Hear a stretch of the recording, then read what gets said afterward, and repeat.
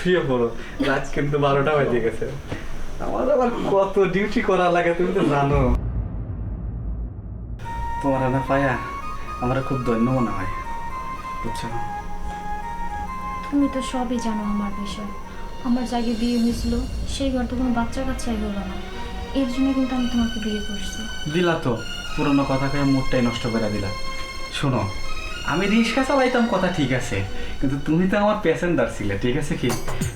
ওই কথা বললে তুমি আর স্মরণ নিও না, বুঝছো?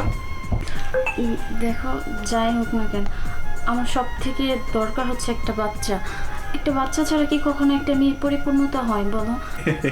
তুমি এটা নিয়ে চিন্তা করো না, বাচ্চা দরকার তুমি জানো না তাই। আমার বাপ চাচারা 18 ভাই, আর আমার ভিতরে না বাচ্চার বাবা না। শোনো, তুমি আমি দরকার হয় মিলিয়ে দিলে একটা ফুটবল খেলার টিম বানাতে লাগবে। এত লাগবে না, 2টা বাচ্চা হলেই না। না না না, তুমি কিন্তু বাচ্চার জন্য আমার কাছে আইছো, আমি তোমার কোনো কথাই শোনো না। শোনো, কাছে আসো, এখন থেকে আমরা পরিকল্পনা শুরু করে দিই, আমরা ফুটবল খেলার টিমটাই বানাবো। বুঝছো? চালাও তো রিক্সা, আবার ফুটবল খেলার টিম। একটা বাচ্চাই হচ্ছে না, আবার ফুটবল খেলার টিম বানাবে। তুমি যে কি করছো, দরকার হয় দিন ভরে রিক্সা চালাবো, রাত ভরে তোমার গাড়ি চালাবো, তাও কিন্তু ফুটবল খেলার টিমটা বানাবে। আসো, শুয়ে পড়ো, রাত কিন্তু অনেক হয়েছে।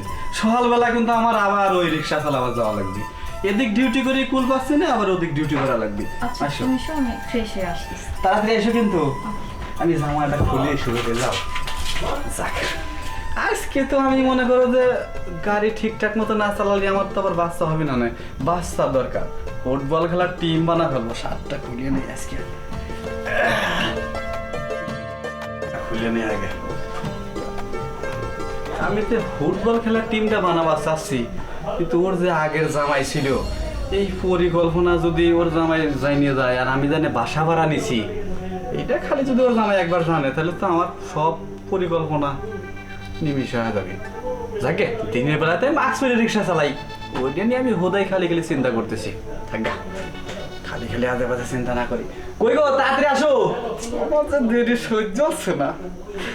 আজকে ফুটবল খেলার টিম বানাবো।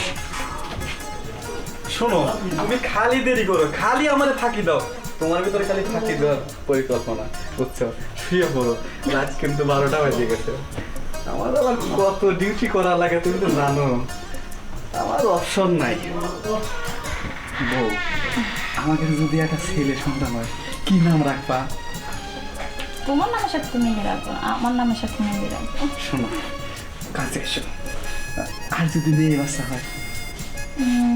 আমার নামের সাথে মিলে রাখবো। তাই তোমার ভয় হয়? তোমার ওই আগের জামাই যদি জানে যে আমি রিক্সা চালাই না ফুটবল বানানোর টিম তৈরি করতেছি, ফুটবল খেলার টিম তৈরি করতেছি, এটা দিয়ে খালি জানে কি অবস্থা হবে জানো?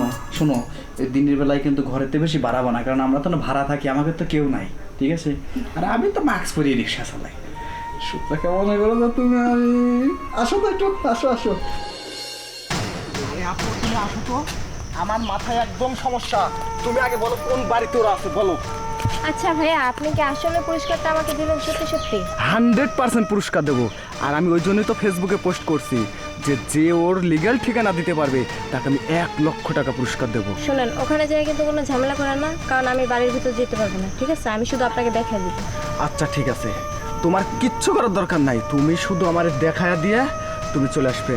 হারাম দাদা করছে নাকি, আমার রিক্সায় নিতে নিতে আমার বউরে নিয়ে পালায় গেছে। ওরে যদি আমি পাই, ওরে আমি এমন সাজাটাই দেবো না।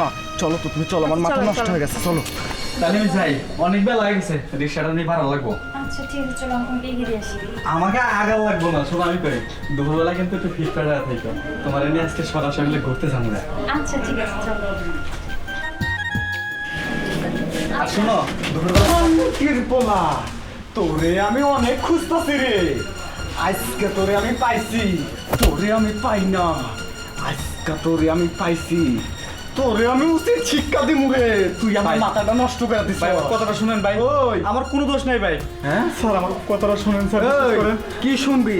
তুই সামান্য একজন রিক্সাওয়ালা, তুই আমার বউটারে পটায়া পুটাইয়া নিয়ে আইছিস, সংসার পাচ্ছিস, আজকে তো সংসার খামু তোরে আমি মেরে ফেলতে মরে। স্যার আমার কথাটা শুনেন, স্যার প্লিজ আমার কথাটা শুনেন।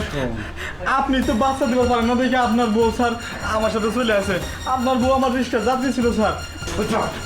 ওই তোর আমি কোন জিনিসটা কম দিছি, কোন জিনিসটা কম দিছি তোর আমি?